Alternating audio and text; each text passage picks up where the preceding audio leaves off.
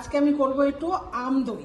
সেই জন্য নিয়েছি 1.5 কেজি আমের পিউরি ছেঁকে নিয়েছি, আর নিয়েছি 2 কিলো দুধ, এখানে 2 প্যাকেট, এখানে 2 প্যাকেট, এই হচ্ছে। আর এখানে নিয়েছি চিনি, এখানে টক দই নিয়েছি সাঁচা দেওয়ার জন্য, এখানে একটু মিষ্টি দই নিয়েছি, ওই হাঁড়িটাতে একটু লাগিয়ে নেবো। আমি জাল দিতে বসিয়েছি 2 কিলো দুধ, এখানে আমি এটাকে 1 কিলোর মতন করে নেবো।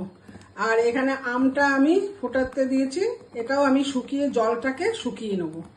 নিয়েছি 2 কিলো দুধ, কড়াই এই পর্যন্ত ছিল পুরো ভর্তি, সেটা হাফেরও কম হয়ে গেছে। এবার আমি এর মধ্যে দিয়ে দেবো চিনি।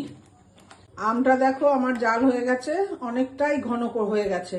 এটাতে আমি চিনি দিয়েছি, এবার দুধটা আরো শুকাবে।